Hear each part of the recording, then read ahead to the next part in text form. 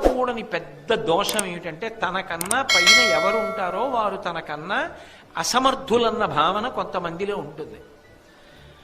మా నాన్నగారికి ఏం తెలియదండి, ఆయన అమాయకుడు ఒక భావన. మా గురువు గారికి ఏం తెలుసు, ఆయనకి ఏం తెలియదు. ఇంకా గురువు గారు ఏమిటి నా బుర్ర, మా గురువు గారికి ఏం తెలుసు అండి, అదో భావన. మా ఆవిడికి ఏం తెలుసు, అదో భావన. మా ఆయనకి ఏం తెలుసు, అదో భావన.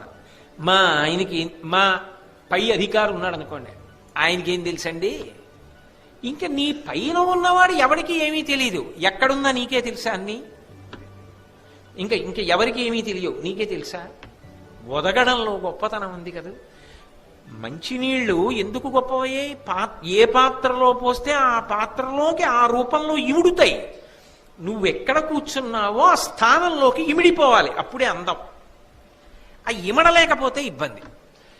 అయిందానికి ఆయన అన్నీ అంతే, ఆయనకి ఏం తెలీదు, ఆయన అలాగే మాట్లాడతారు అన్న మాట ఇటువైపు నుంచి రాకూడదు, అంటే భార్య వైపు నుంచి రాకూడదు. అయిందానికి కాందానికి ప్రతిదానికి భార్యని నింద చేయడం భర్త వైపు నుంచి ఉండకూడదు. కాబట్టి అలా వల్లభ ప్రతికూలురైనటువంటి స్త్రీల యందు నేనుండను. నిష్ఠురాత్మలు. నిష్ఠురాలంటే అవతల వారి యందు తప్పు పట్టడానికి నిజంగా వాళ్ళు యోగ్యులేనా, అది వాళ్ళ తప్పు వల్ల జరుగుతోందా ఆ ఇబ్బంది అన్నది ఆలోచించకుండా వాళ్ళ తప్పు ఏముందని తెలిసిండి కూడా వాళ్ళని నింద చేస్తూ ఉండడం, అది అస్సలు అంగీకార యోగ్యము కాదు. నేను ఉండనటువంటి వాళ్ళ దగ్గర లక్ష్మీదేవి. నిష్ఠురాత్మ అంటే ఇది అవతల వారి దోషము కాదు అని తెలిసిండి వారిని నింద చేస్తూ ఉండడం. ఏమిటి ప్రయోజనం దానివల్ల అంటే అలా ఉండకూడదు సుమా. కోడలు ఉద్యోగము చెయ్యాలి, కోడలు శ్రావణ శుక్రవారాలు అన్నీ చెయ్యాలి, శ్రవణ మంగళారాలు చెయ్యాలి, 150 మంది ముత్తైదువులకి తాంబూలాలు ఇవ్వాలి, పూజలు చెయ్యాలి, 12 కిలోమీటర్లు ప్రయాణం చేసి ఆఫీస్కి వెళ్ళాలి. అక్కడికి వెళ్ళి తిట్లు తిని చెమట్లే తుడుచుకుంటుందా, ఇక్కడ ఇంతమందికి పేరంటాళ్ళకి ఇస్తుందా. అమ్మ నువ్వు 5గురికి ఇచ్చి వెళ్ళవే, నేను ఇస్తాను లేవే బంగారు తల్లి, తెల్లవారకట్ట నేను లేచి నీకు వంటలో సాయం చేస్తాను లేవే అమ్మా అన్న అత్తగారు అవుతుంది. అంతేగాని తన అభిప్రాయం ప్రకారమే మాట్లాడుతూ ఆమెకది సౌకర్యం కాదు, చెయ్యలేదని తెలిసి కూడా ఎందుకు నింద చేస్తావు. నిష్ఠురాత్మ అంటే నేను ఒక ఉదాహరణ చెప్పానంతే, నేను ఎవరినీ ప్రత్యేకంగా ఉద్దేశించి ఈ మాట మాట్లాడటల్లా. కాబట్టి నిష్ఠురాత్మలు ఇలాంటివి మనకి తెల్లవారులేస్తే ఇవే సమస్యలు. చూడండి, పసిపిల్లల తల్లి ఉంటుంది, ఓ పిల్ల అనారోగ్యంతో ఉంటుంది, నువ్వు తలస్నానం చేస్తేనే ఇది చెయ్యాలంటుంది అత్తగారు. ఎవరు చెప్పారు, శాస్త్రం చెప్పింది అలాగా. ఆమెకి ఒంట్లో బాగుండకపోతే పసుపు నీళ్లు తల మీద చల్లుకోవచ్చు. ఎందుకు విన్నావు ఈ పురాణాలన్నీ, ఎందుకు తిరిగావు గురువుగారి దగ్గర. నీ కోడలు తలస్నానం చెయ్యలేదు అని నీకు తెలిసినప్పుడు పసుపు నీళ్లు చల్లుకో అని ఎందుకు చెప్పాలి ఆ కోడలకి.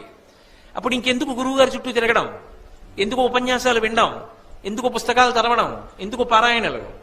నడవడి చేత నిరూపణం కావాలి నువ్వు చేసే పనులు. నిష్ఠురాత్మ. అవకాశం శాస్త్రం ఇచ్చినప్పుడు, పిల్ల బాధపడుతున్నప్పుడు నువ్వెందుకు దాన్ని మినహాయింపును ఉపయోగించవు.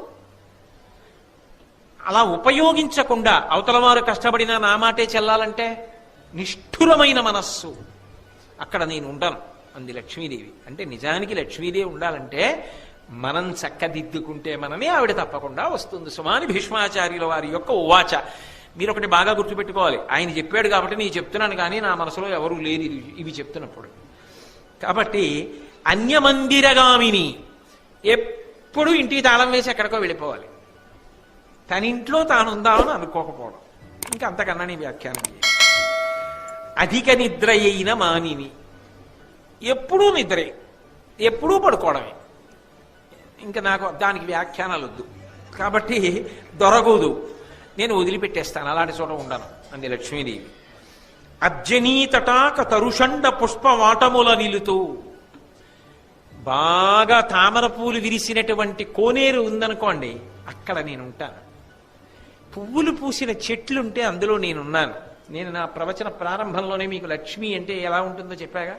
ఆకుపచ్చని ఆకులతో ఉన్న చెట్లలో నేనున్నాను, అవన్నీ లక్ష్మియే అని లక్ష్మీదేవి చెప్పిందయా ధర్మరాజా. కాబట్టి నీకు లక్ష్మీ కటాక్షము కావాలంటే ఆమె ఎలా ఉంటే అనుగ్రహిస్తుందో అలా ఉండడానికి ప్రయత్నం చెయ్యి అని భీష్మాచార్యుల వారు చెప్పారు. చెప్పి వేరొక వృత్తాంతాన్ని చెప్తున్నారు.